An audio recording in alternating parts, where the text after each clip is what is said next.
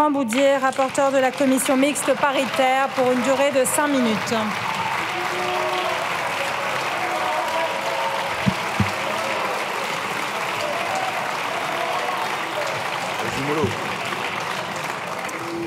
Madame la Présidente, Monsieur le Ministre, Monsieur le Président de la Commission des lois, Madame la co-rapporteure de la CMP pour l'Assemblée, mes chers collègues, il me revient de présenter les conclusions de la commission mixte paritaire dont les travaux, vous le savez, se sont terminés il y a maintenant quelques heures.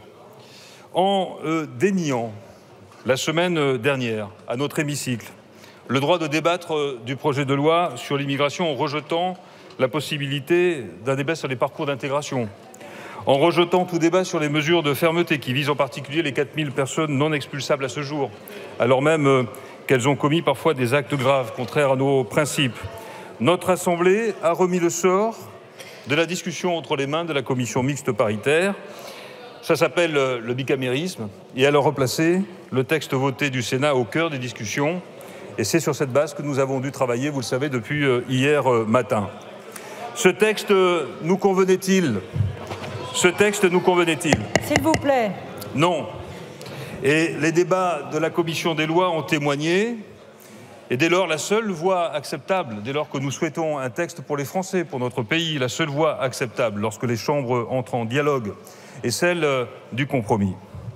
Comme nous l'avions largement voté en commission, nous avons supprimé les dispositions relatives à l'aide médicale d'État, dans l'attente d'un débat rationnel, construit, dans les prochains mois.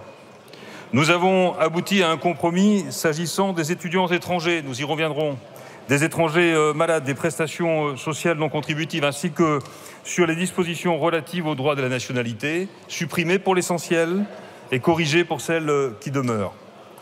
Nous avons adopté un dispositif d'accès au séjour pour les étrangers en situation irrégulière, exerçant une activité dans un métier en tension. À l'issue de ce texte, mes chers collègues, il y aura donc un dispositif légal, pour la première fois sous la Ve République, un dispositif légal de régularisation dans les métiers en tension. Et comme nous le souhaitions en commission des lois et comme nous le souhaitions dès le projet de loi initial, ces régularisations se feront en totale autonomie entre l'employeur et le demandeur qui formule le titre de séjour. C'est une façon pour nous de lever les liens de subordination, les liens parfois d'esclavagisme contemporain dans lesquels sont enfermées un certain nombre de personnes en situation irrégulière. Je veux également me réjouir ici d'une décision historique, mes chers collègues, en dépit de tous les commentaires autour du texte qui concerne l'interdiction de la rétention administrative des mineurs dans tous les centres de retenue administrative français, dans tous les locaux de retenue administrative et jusqu'à 18 ans. C'est une décision à nul autre pareil en Europe, mes chers collègues, et c'est une décision qui pour nous était essentielle. Sur l'article 13, une disposition essentielle pour préserver l'ordre public et assurer le respect des principes de la République, nous avons souhaité constitutionnaliser, c'est le moins que nous devions faire, constitutionnaliser l'article 13 après des ajouts du Sénat qui fragilisaient l'article dans son ensemble.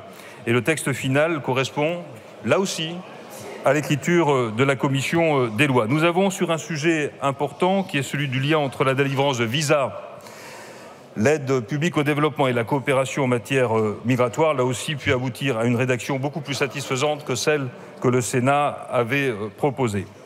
Je me réjouis aussi des dispositions qui renforceront la protection des étrangers pour mieux lutter contre tout l'écosystème, je le disais, qui entoure les personnes en situation irrégulière.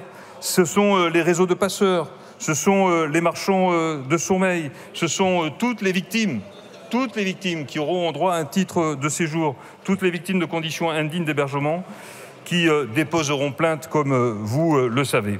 Sur l'article 19, sur les articles 20, 21, des dispositions très techniques et en réalité tout à fait essentielles ont été adoptées. Je pense au rapprochement de l'OFPRA des demandeurs d'asile.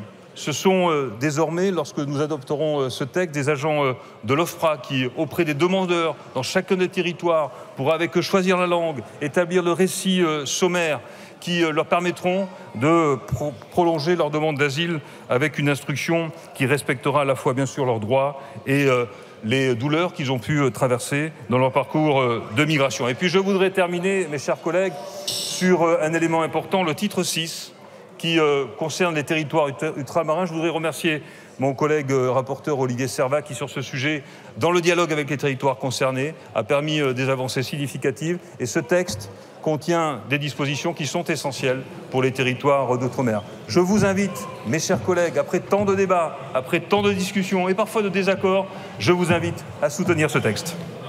Je vous remercie, monsieur.